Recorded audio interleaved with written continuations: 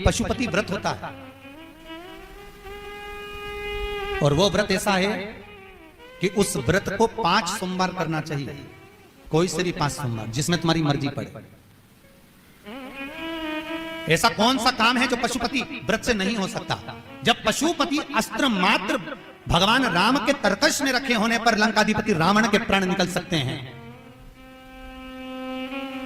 तो जीवन का वो कौन सा सुख है जो पशुपति व्रत से प्राप्त नहीं हो सकता? बस उसका नियम है, 5 सोमवार करो।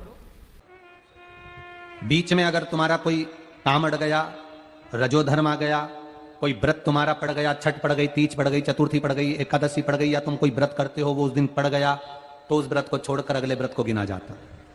सुबह पूजन की थाली लेकर मंदिर में जाते हैं, भगवान का अभिषेक पूजन करते हैं, थाली लेकर वापिस आ जाते हैं, उस थाली को अपने घर में रख लेते हैं, उसी थाली को शाम के समय फिर वापिस मंदिर में लेकर जाते हैं, उसमें 6 दिए रख कर ले जाते हैं घी के, प्रसाद एक कटोरे में जिसमें भी लग कर ले जाना है, 3 हिस्से मंदिर के अंदर उसके करे जाते हैं। दियों को मंदिर में जमीन पर नीचे रखा जाता है, 6 दियों को प्रसाद के 3 हिस्से कर दिए जाते हैं, शिव जी की पूजन कर दी जाती है। पूजन कर कर प्रसाद के 2 हिस्से मंदिर में रख दिए जाते हैं, जो कागज ले गए, दोने ले गए, पात्र ले गए, उसमें 2 हिस्से वहीं छोड़ दिए जाते हैं, 1 हिस्सा थाली में रख लिया जाता है। 5 दिए जो जलाए हैं वो वहीं रखे रहने दो, 1 दिया जमीन पर से वापिस उठा लो, जिसको जलाया नहीं है उसको थाली में रख लो। शंकर भगवान से प्रार्थना करो, बाबा आज मेरा पहला पशुपति व्रत है, भोलेनाथ आप स्वीकार करना, मेरे मन की कामना ये है बाबा जिसके कारण मैंने ये व्रत किया है। व्रत का बोलकर, दिया लेकर, प्रसाद का 1 हिस्सा लेकर, थाली लेकर वापिस अपने घर पर आओ। घर के दरवाजे में जब अंदर प्रवेश करो, सीधे हाथ की ओर बाहर घर के बैठ जाओ, घर की ओर मुख करो और सीधे हाथ की ओर बैठकर घर की ओर मुख कर कर वहीं पर 6ठे नंबर का जो दिया लेकर आई हो उसको जला लो। बाबा से यहाँ प्रार्थना कर लो, भोलेनाथ मेरा कार्य ये है, इसको सफल करना। घर में प्रवेश कर जाओ। भोजन करते समय सबसे पहले जो प्रसाद का 1 हिस्सा तुम मंदिर से लाई हो, पहले उसको भोजन के समय पर पहले उसको खाओ, इसके बाद फिर भोजन करो। अपने प्रसाद के हिस्से में से किसी को प्रसाद नहीं देना। प्रसाद भगवान के मंदिर में जब बनाकर लेकर जाओ, कढ़ैया में, भगोनी में उतना ही प्रसाद बनाना जितना प्रसाद मंदिर जाएगा। आप 1 कटोरा भरकर ले गए और थोड़ा सा कढ़ैया में छोड़ दिया तो आपका व्रत सफल नहीं हो पाएगा। प्रसाद उतना ही बनाना, अगर ज्यादा बना है तो ज्यादा ले जाना पड़ेगा, कम बना है कम ले जाना पड़ेगा। प्रसाद कढ़ैया में, पात्र में छूटना नहीं चाहिए। जो शंकर जी के लिए बनाया है तुमने उतना की उतना पूरा लेकर जाना पड़ेगा। ये नहीं कि मैं बच्चों के लिए थोड़ा बना के छोड़ जाऊं, बच्चों के लिए थोड़ा घर वालों के लिए बनाकर छोड़ जाऊं, ना, जितना बनाए सारा लेकर जाना पड़ेगा। इसलिए उतना बनाओ जितना तुम्हें मंदिर में ले जाना।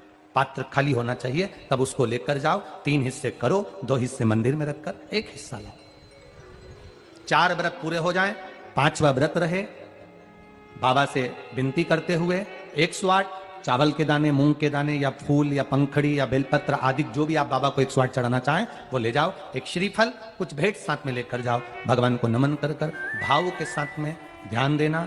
जो 108 सामग्री ले गए हो वो भगवान को समर्पित करो। नारियल और भेंट 11 रुपए, 21 रुपए, 51 रुपए जो भी तुम लेकर गए हो, वो जो जलाधारी है, जलाधारी का मतलब होता है ये जहां पर शिव जी का शिवलिंग रखा है, ये जलाधारी, ये जल, नारियल भेंट इस जलाधारी पर कभी नहीं रखना चाहिए। जो नारियल भेंट जलाधारी पर रखते हैं उनकी भी कामना पूर्ण नहीं होती। ये नारियल भेंट या जो भी फल है, फ्रूट्स है, कोई जलाधारी पर नहीं, जमीन पर रखो। और इस जलाधारी पर जहां भगवान शंकर का शिवलिंग रखा है, गोल जला देते हैं, जलाकर दीप रख देते हैं।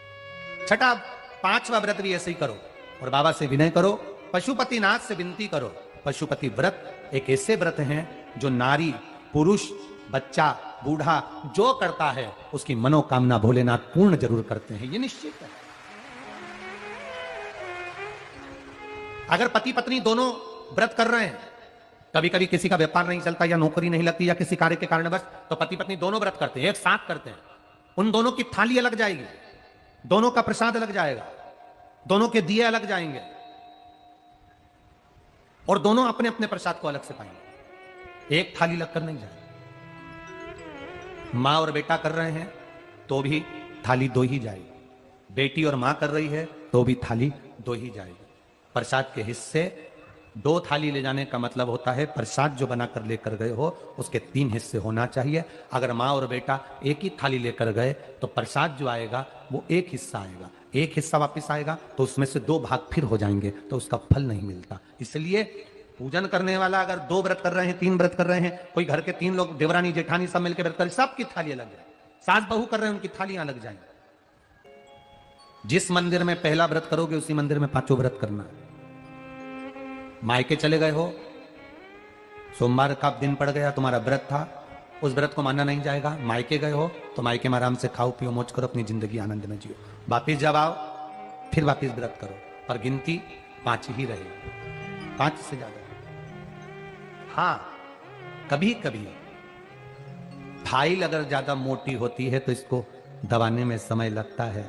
कभी कभी 3 महीना इंतजार करा, व्रत करा और पूर्ण नहीं हुआ, समझ लेना कुछ ना कुछ बाबा को बुलाने में कमी रह गई होगी, कहीं अहंकार आ गया होगा, प्रसाद बनाते समय कुछ भूल हो गई होगी, दिया मंदिर में भूली आई होंगी, या कुछ कारण हो गया होगा, कुछ ना कुछ हुआ है। देश विदेश में रहने वाले प्रत्येक सनातनी भाई बहन इस व्रत को करते हैं और मनवांछित फल मेरा भोलेनाथ पशुपतिनाथ प्रदान करता ही करता है। कई लोग उसको गुनगुनाते रहते हैं, जय पशुपतिनाथ हरे।